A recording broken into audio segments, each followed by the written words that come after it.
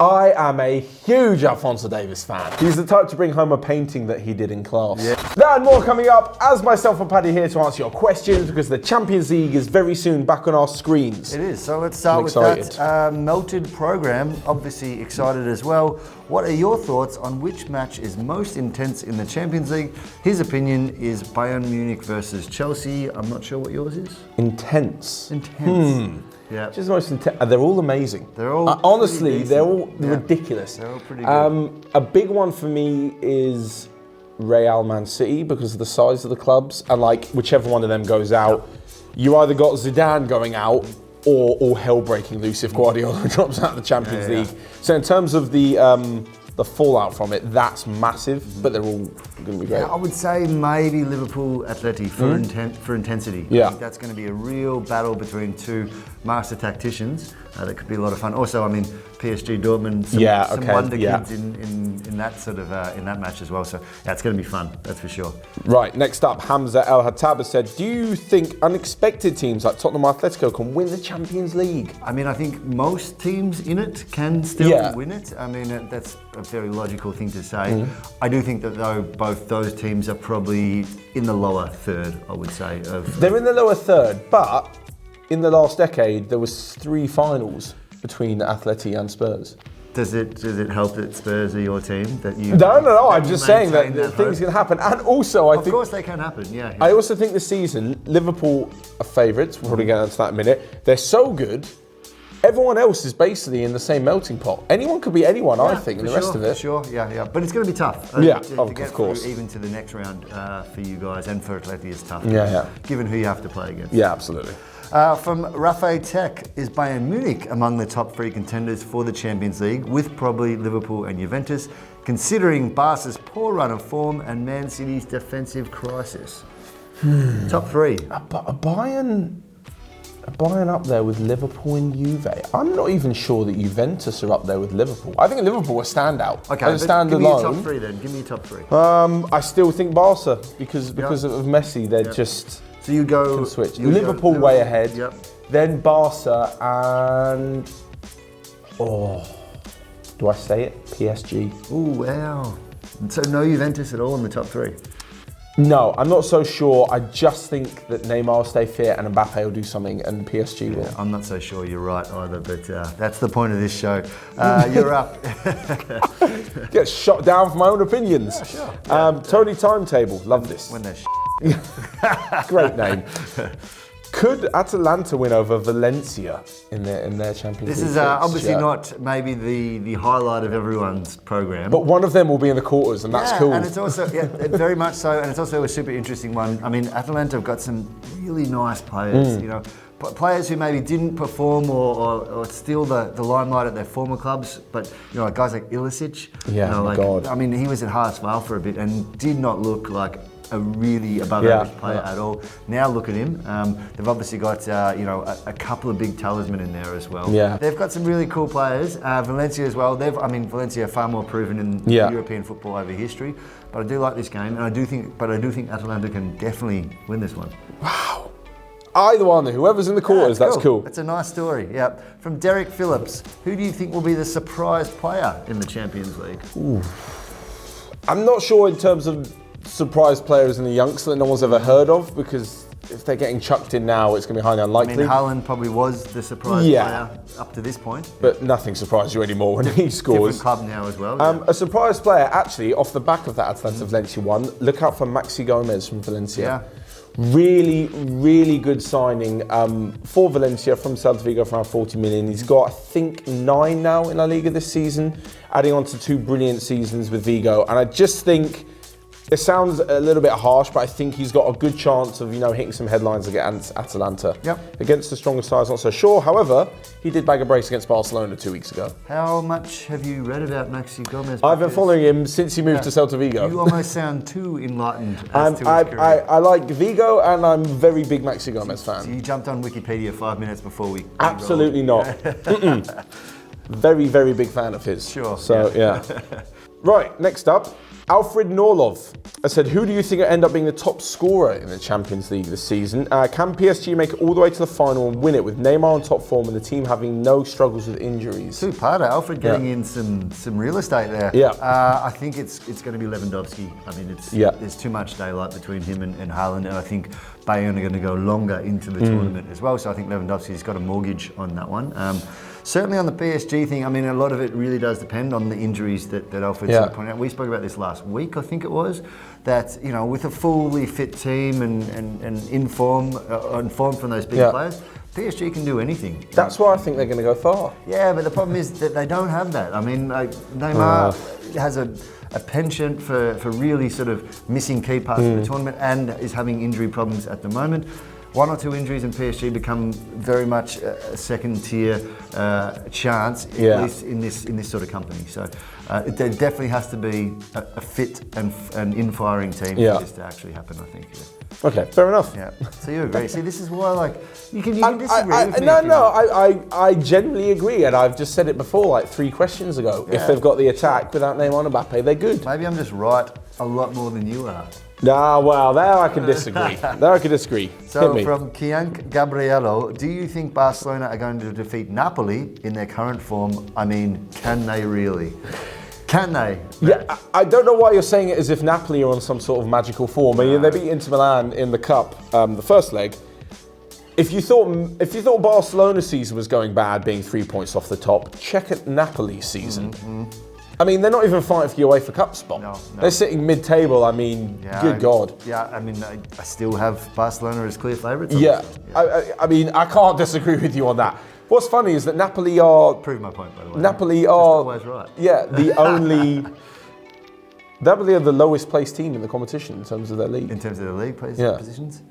I don't know if that's correct, but it sounds about right. Yeah. I'm pretty sure they are, because Atalanta are higher than them. Yeah, sounds about right. Yep. So, yeah, I mean, that, if anything, and it sounds quite harsh, despite Barca's form, that's probably one of the easier ones. Yep. Prepare Matt to be shocked and have to eat my words next few weeks. Right, next up, Maniac Bomb. Wow. Not sure I said that right. Yeah. Anyway, who'll be the dark horse this year? I mean, I guess we're talking like an Ajax type experience. Yeah, I don't really see it. I think we talked maybe about Leipzig being that, but they've had a pretty terrible start to the second half of the season. So I think that takes them out of contention a little bit, although still quite a good team on their day, of course. No one's really jumping out at me. I think it's almost too clear who the big names are in this competition, and I don't know how many of those next tier are going to actually get their way through. I feel like the way it's set up, there could be a dark horse, especially with that Atalanta-Valencia tie. Yeah. I mean, one of them has to get through, like you said. It's no one that you wouldn't... Even with someone like Spurs, who would no way near be anyone's favourites, if they got to the semi-final, you'd be like, kind of makes sense. They got to the final last year. Would you say that Spurs is in a dark horse, I wouldn't put them in the dark horse category, but compared to the rest of the teams, they aren't as good. So maybe, I mean, would Dortmund be a dark horse? No, because they're fighting for the Bundesliga. Yeah, it's just weird, isn't it? Like, who's a dark horse, who's not? I mean, the clear, identifiable dark horses are obviously Valencia, obviously Atalanta, probably Napoli as well. We can't see exactly. And maybe then Leipzig. But I just think it's going to be hard for all those teams. Yeah. Imagine the team that gets through and then gets the winner of Atalanta-Valencia. Yeah. That's a good route. That is a good route through. Okay. From Wangu Sumutami, if Sarri fails to win the league with Juventus, should they sack him? Unfortunately, and this does tie into the Champions League, it's got to the point now, Bayern, Juve, PSG, Man City, Barcelona, Madrid, winning the league isn't enough. It's got, I mean, Tuchel at PSG, there's so much talk about it, he's a failure. Yeah. Guardiola's admitted he has to win the Champions League. Anyone at Bayern who doesn't win the treble is kind of looked down upon. So I honestly think even if he does win the league. But to sack him, you think that they might? It may depend a little bit on what happens in the Champions League, to be honest. If they get to the semis, then it's still, a decent season for Juventus. I think that Juventus are going to be fine. I think they're going to win. Yeah. I think Sarri will still be there, and I think they'll do okay in the Champions League too. Yeah, I mean, with Ronaldo, you're kind of expected to win Champions Leagues. The other thing that's going against Sarri is that there are options. There's talk of Allegri returning. There's talk of Guardiola. Possibly Ten Hag. This might have an impact on whether they keep Sarri or not. For sure. You're up. Right, Mutinda Mumo, next up. Which one would be the bigger shock? So we're going to go a few games. So Chelsea beating Bayern, Atletico beating Liverpool, or Napoli beating Barca? Ooh, probably the latter. Wait, he said enjoying the show from Kenya. Thank you. Thank you. Probably the latter, I would say. Napoli beating Barcelona, or I think Atleti beating Liverpool as well would be a big shock. It would be a big shock, not because Atleti is so low down, but because Liverpool was so high up. Liverpool is such a machine. Yeah. Tough one. I would. In the end, I'll go with Atleti and Liverpool. Yeah. I'm going to say Napoli because of how poor they are. Yeah. I think that Atletico on their day, everyone's giving sort of the idea they're going to do something stubborn. They're just going to shithouse their way to like a 1-0. Could be the case. I mean, Simeone. Oh my! This is what I mean. We've seen it over the years. They've never been less spectacular, I would say, than they have in the last couple of years. So why not? Yeah, time to just dig in. Can you imagine? Yeah. Ooh, even one clean sheet against Klopp. Yeah. Over 2 legs is going to be tough. Yeah. From Breathing Human, we've got a Quickfire. Rate these happening in this season from 1 to 0. 1, of course, being least likely. 1 to 0? 1 to 10, sorry. 1 being least likely. Not always right. Yeah. There's a little slip of the tongue, right? But congratulations for taking the opportunity. 1 being the least likely, and 10, 1-0, being the most likely. Jamie Vardy winning the EPL Golden Boot. Ooh. Like 9. Yeah. 9. Okay. Yep. Inter winning the treble. Winning the treble. Wow, got the 1-0 down as well in the cup. 3. Yeah. I can't see winning Champions League. No. Yep. Tough enough to win the league. Yeah. Course, yeah. Man U winning the Europa League. Oh. Okay. That would have 7. 7. Fair enough. Yep. Real Madrid to win both legs in the Champions League. Both legs against City. That's a good question. I think they could go through, but to win both legs, I'm going to go 2. Ooh, wow, really? They can't win both. Jordan Henderson winning the PFA Player of the Season award. He's been very good, and he's going to captain Liverpool to a Premier League title. So, I mean, 8, as good chance as any season. Chelsea dropping out of the top 4. Floor. Chelsea dropping out of the top 4. 8. 8? Wow, okay. Their spot is the one that's up for grabs ahead of City, Leicester and Liverpool. Cool.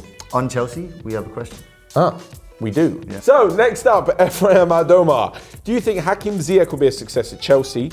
And can he adapt quickly because of his performances against English sides in the Champions League? It's a cool signing, isn't it? And they've worked pretty quickly to get this, Chelsea, because, Ziyech was, I think, linked with Spurs. Was for a while. Yeah, also Dortmund for a while as well, and maybe even a couple of other teams, I think, as well. I think it's nice that Chelsea have actually stolen a bit of a march to snap him up, considering he's had another strong season. Yeah. I think it's cool. It's a signing that might be the sort of one that they needed to replace a Hazard. Is a key player for sure. Yeah. So I think it's a cool one. I like this. He's 26. He's been around Ziyech. He's got some legs on him that it's not just another 19-year-old, 20-year-old coming in that Chelsea have done the last couple of seasons. He's established. He knows his way around European football. I like this as a signing. He has immense quality. Yeah, he's great. Unbelievable. Yeah. My question is, if I was a Chelsea fan, why didn't they do this 2 weeks earlier? They could already have him. Also true, considering the transfer window they had was completely open and the money was obviously there. Yeah, given, and they just went, nah, we'll just do it 2 weeks after and wait till summer. I mean, of course, it's a two-way street. I want to actually let him go, but surely in the summer, throwing in an extra 10 to 15 million might have got him across the line. Absolutely. But still, overall, good signing. At 40 million euros is a cracker. 100%. Yeah, 100%. 3 times less than Sancho. Yeah. From Harsh Shivam, if Alphonso Davies was playing in the Premier League or was an English international player, would his market value be skyrocketing, similar to that of Jadon Sancho? I am a huge Alphonso Davies fan. There you go. You heard it here. God, brilliant, phenomenal player. No, I'm not quite sure, and I'm not just being harsh here, it's just the way it goes. I'm not quite sure left back is going to command the same amount as Sancho, purely because it's not so easy to quantify what he's bringing to the team unless he's scoring and assisting, which I still think he's a bit of a secret, to be honest, for the rest of Europe and football. I mean, we know we're obviously here in Germany. We get all the Davies love that he is getting. Yeah. I think that's still not yet really being appreciated wider afield. Yeah. So it's a great question to have, actually, because it shows that some people are picking it up, but I don't think it's really reached, let's say, the English newspapers yet, how good this kid is doing at Bayern. When we say he's not like grabbing the headlines as an attacker, he's generally not grabbing headlines for people to see. I mean, it's a reminder that he did play a lot of his football as a high left forward. Yeah. When he was back in the US and in Canada. For his MLS team in Canada, and I think then the way that he's adapted to left back has been great. I wouldn't rule out him being able to actually play a role further afield at a certain point as well. If Bayern go and buy themselves an actual real left back or a left full back, then we might see Davies up the pitch a little bit. Personally, I think Alaba, when everyone is fit and Alaba moves back out to left back, he's going to struggle. Well, will he actually move out to left back? Because Alaba has been very, very good in the centre of defence. I think that Bayern might keep him there even ahead of when Zula gets back. Now Lucas Hernandez is available. Could he be a left back potential as well? God, They've got plenty of options. On I the forgot left about side Zula now. completely. Yeah, Zula's not going to be back, but not this season at least. But Hernandez came off the bench recently, so he's getting back to full fitness. They've got some options there. But I think they could play Fonzie Davis the whole left side. 100%. Just do the whole thing and have two right midfielders. And stick him in goal as well. Like, it's going to be okay. He's brilliant. Number one fan. Yeah, check if you don't sort of know much about him, do yourself a favour, check out some highlights. He's been incredible for Bayern. Spectacular. Big surprise packet. Right, lastly but not least, Najil Hussain, cracking question. What are Ryan's plans for this Valentine's Day? Producer Ryan, who some people believe still isn't real. It's today, isn't it? Yeah. It is. Valentine's Day. Wow, yeah. Maybe I should do something before I go home. Know. Yeah. For Ryan, I mean, Ryan's a romantic. Yeah, but he's also he's a bit of a dark soul, so I think something black would be right up his alley. He's not going to be a teddy bear and chocolates type of guy. No. Let's go watch a movie marathon of Pedro Alvarado. Is that how you say it? How do I say that? He's the type to bring home a painting that he did in class, or like a macaroni owl. Yeah. But a dark one. But a dark one, the owl would be dead. Yeah. Ryan, we love Ryan, and he's smiling at the moment, but it's rare, to be honest. It's rare. He's a dark soul. As long as he and his partner have a lovely Valentine's Day. Yes, that's right. That's all that matters. And she's a wonderful woman as well. She is, Let's just throw that in there. Yeah. Anyway, we'll leave it there. Thank you so much for all of your questions, as always. And remember, every Wednesday night in the community tab on YouTube is where you leave your questions for the following Friday. But until next week, we'll see you guys later. Happy Valentine's Day. I should have thrown that in there.